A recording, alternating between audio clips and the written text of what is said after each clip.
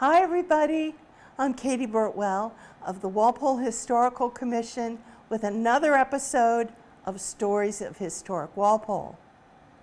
Walpole's on-call volunteer fire department and later its permanent fire department have battled fires large and small.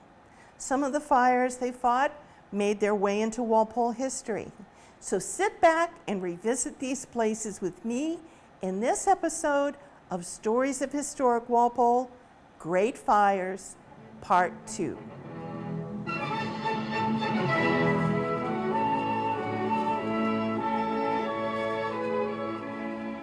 Long before Walpole had a permanent fire department, like many towns, it relied on volunteer on-call firefighters. And they were alerted to fires by the fire whistles located at the center of town, South Walpole, and East Walpole. And in addition to these town whistles, Kendall and Bird and Hollingsworth and Voth and Fales, they had their own fire whistles and their own in-house trained fire brigades. I explained our on-call volunteer system in the last episode, and I expect that many households in Walpole still have a copy of that firebox chart somewhere in the house. Now, many of our fires in Walpole were small, like brush fires or house fires in the kitchen that were easily put out. But other fires in our town were catastrophic, not only to the building's owners, but also to the town. The Diamond Match Fire, 1942.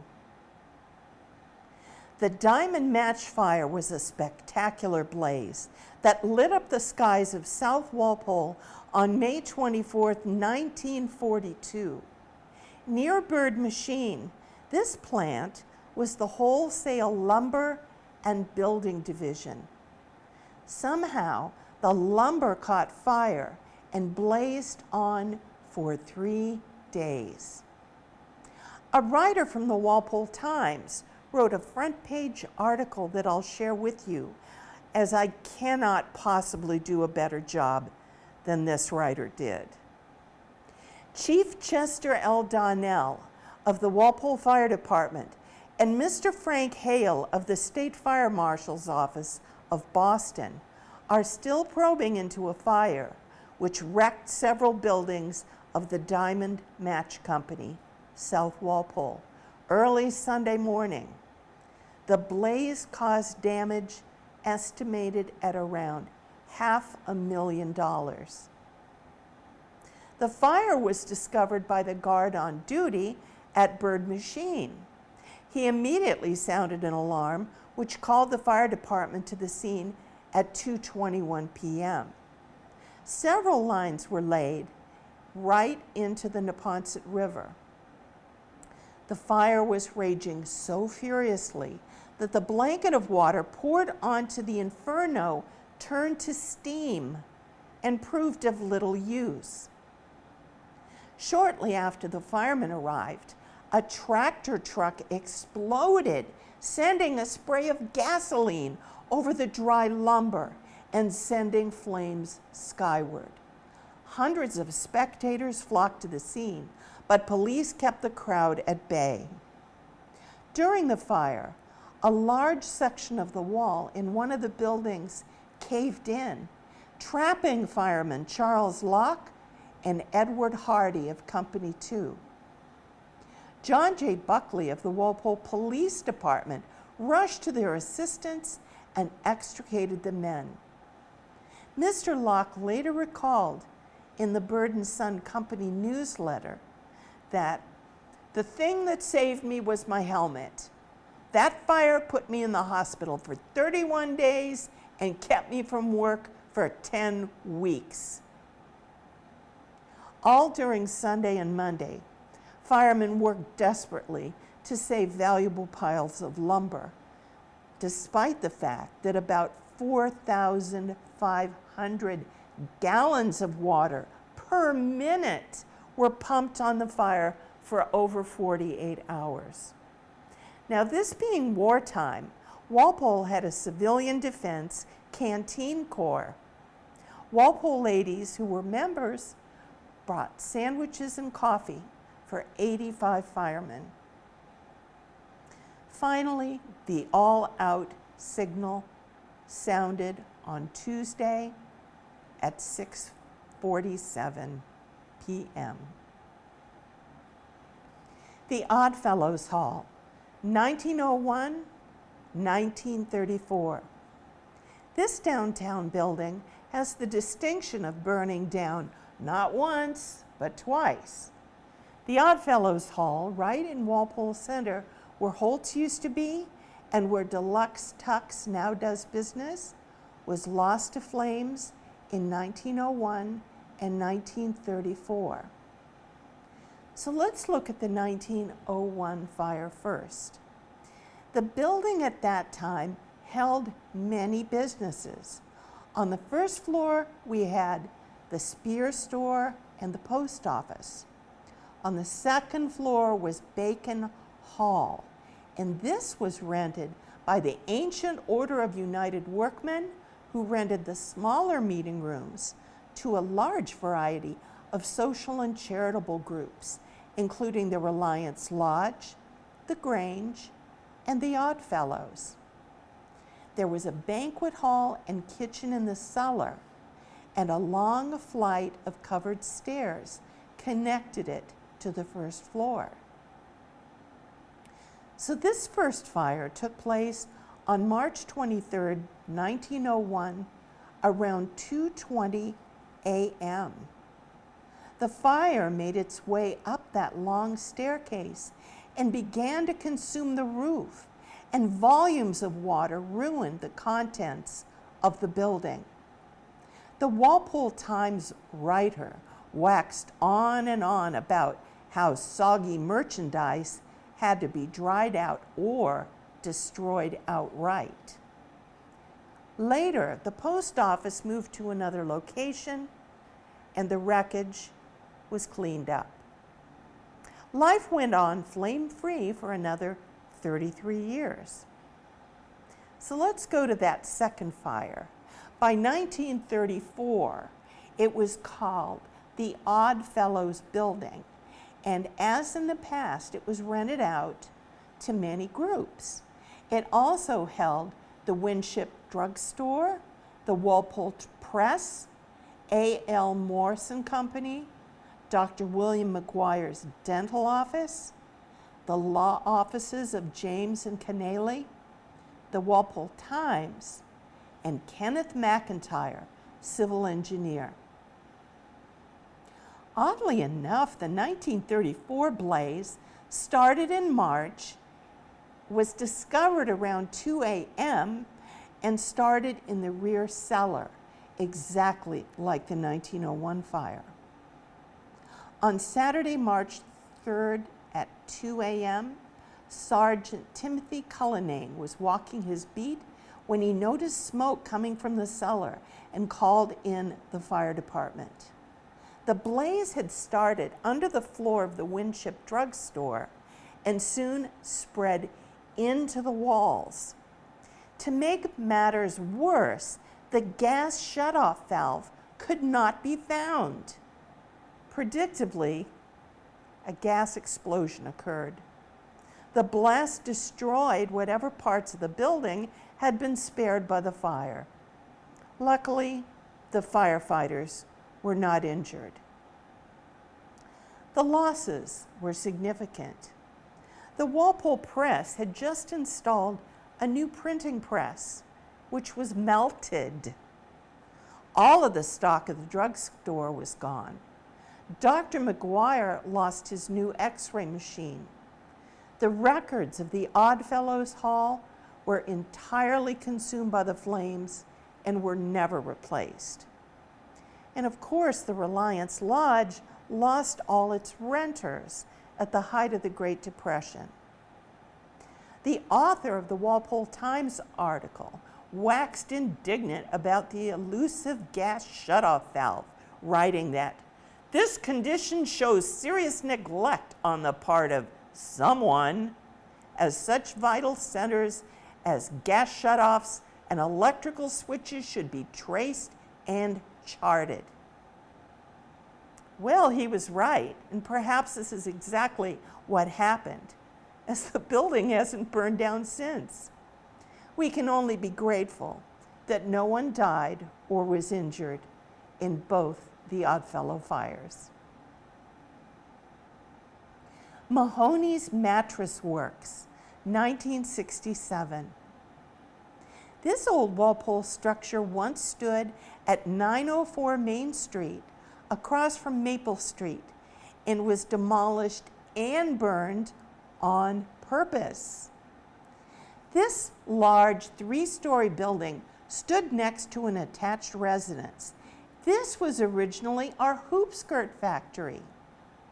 A Mr. Shepherd began manufacturing hoop skirts there in 1832, and by 1876, the business became J.F. Fales Hoop Skirt Manufacturers. Prior to 1884, members of the Walpole Methodist Episcopal Society had their services in the hall over the factories. But just like button hooks and buggy whips, hoop skirts became obsolete, and the place became the mattress factory. Mr. William Mahoney ran it and lived in a house next to the factory with his family, including his daughters, all of whom received excellent educations because their dad was good at running his business. The first floor held a mattress and furniture showroom. The second was the main factory, where horsehair was sorted and prepared for the mattresses. The third floor was for storage. As we can see from these old photos, during horse and buggy times, your new mattress, manufactured right here in Walpole, would be brought right to your home. After the mattress factory closed, William's brother Patrick used this building for his P.H. Mahoney real estate office. The buildings ultimately came into the hands of Joe LaRusso, who tore them down in 1967, but left the mess behind. The selectmen insisted that he burn the remnants to get rid of them. That was done, and the location that once produced horsehair mattresses and hoop skirts now features a medical building built in 1968. The Blake House, 1974.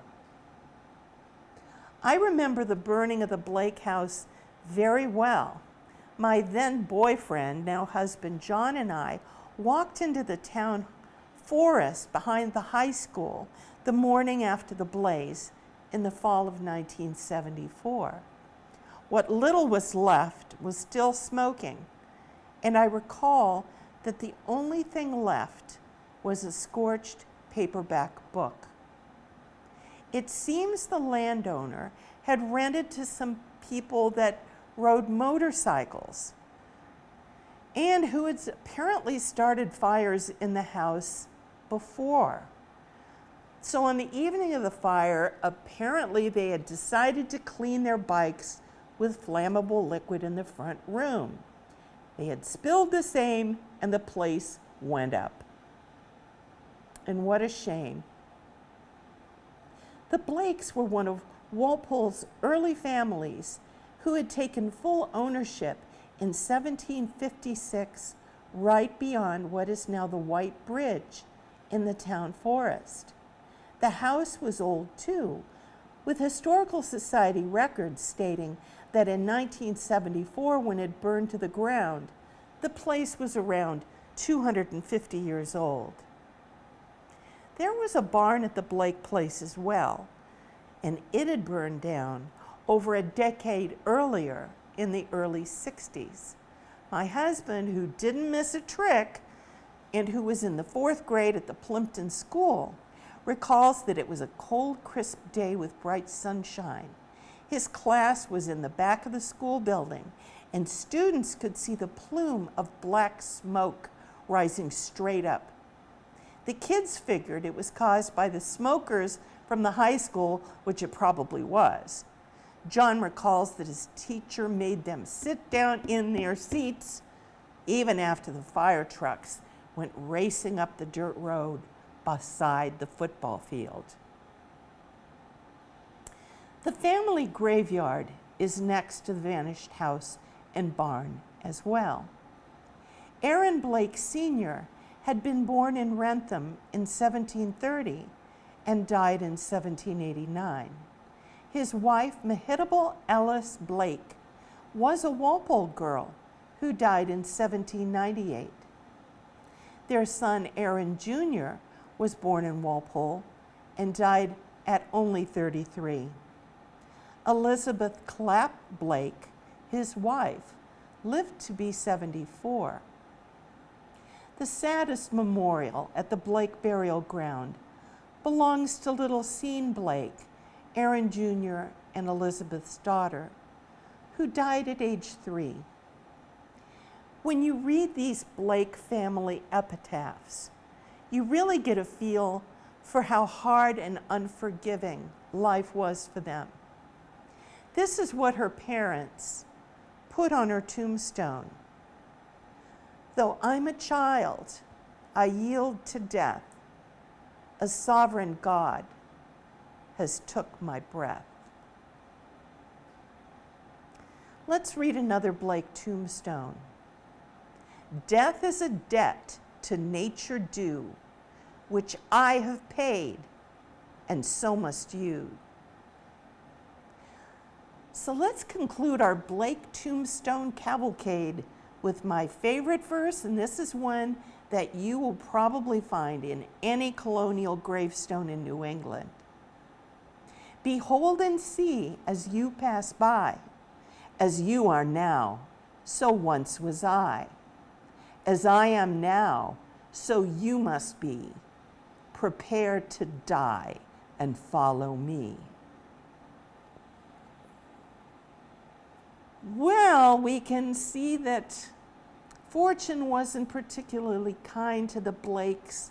They had a bleak way of looking at life and death. And life wasn't kind to their little graveyard either, because it was partially destroyed by vandals in the 1970s. One gravestone was even taken and ended up in somebody's house in Norwood. Fortunately, it made its way back home to Walpole.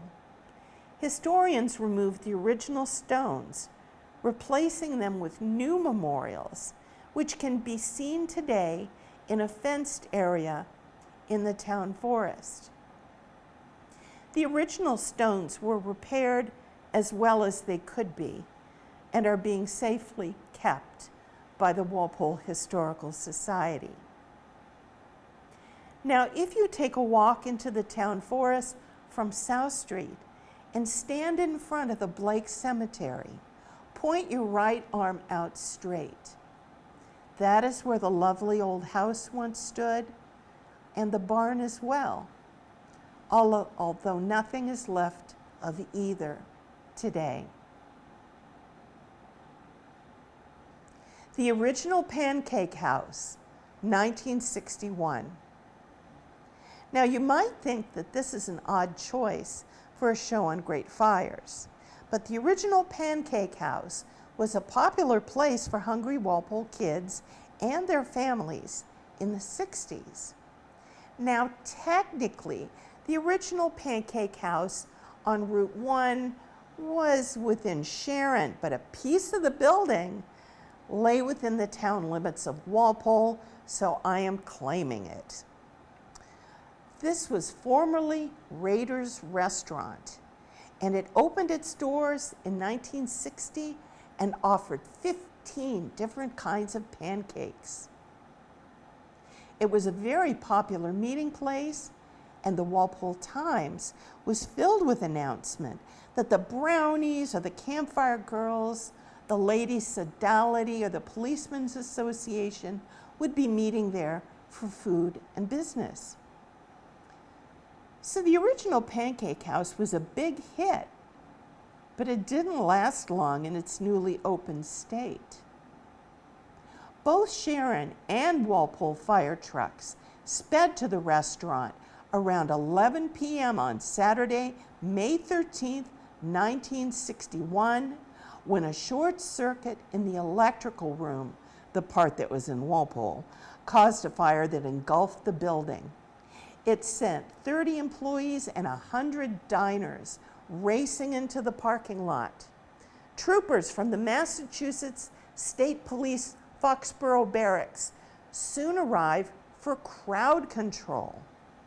Despite the best efforts of the firefighters from both towns, there was only one hydrant in the area. And 3 hours later, the original Pancake House burned to the ground and was declared a total loss. So I did a little research to see what happened to it. In the years after its demise, the bowling alley that existed where Walmart now is offered Hollywood Lane Celebrity Pancake House, opening September 1961 and advertising many kinds of pancakes. That's probably where the employees of the original Pancake House went after the fire. The original Pancake House was finally rebuilt, and by early 1965, it was known as Bickford's original Pancake House. Later that year, Bickford's dropped the original part, and it became known as just plain Bickford's. And Bickford's it was for many years. Now, some people seem to recall that it burned down again and was rebuilt once again, but I couldn't find evidence of that. On the site today, you can find Mick Morgan's. And guess what? They serve pancakes. Only a true Walpole townie will be able to assess if they taste better than those offered 60 years before at the original Pancake House. The Episcopal Church Fire, 1991. The Epiphany Parish Episcopal Church in downtown Walpole has been a part of town life for the last 125 years. It was nearly lost in an October 19, 1991 arson fire that started in the middle of the night. As was the case with the Oddfellows Hall, an alert police officer spotted smoke pouring from the building and alerted the fire department, which responded within 2 minutes. Our firefighters, including Ernie Minocchio, saved the altar artifacts, and while office records were lost, historical records about the church's history were not. I've been told by parishioners that the late Ernie Minocchio is considered a hero, as he went over and above to save the church's most precious belongings. Losses were over $250,000, and water damage added to these costs. Authorities later stated that if the policeman hadn't seen the smoke and called it in, the church would have been lost to the flames, as it had no sprinkler system. Afterward, of course, not only did the church install one, but also installed a direct fire alarm system. Everything changes with time. I hope you've enjoyed revisiting Walpole's greatest fires today. This is Katie Birtwell from the Walpole Historical Commission. Happy you're joining us as we count down to the 300th anniversary of the friendly town.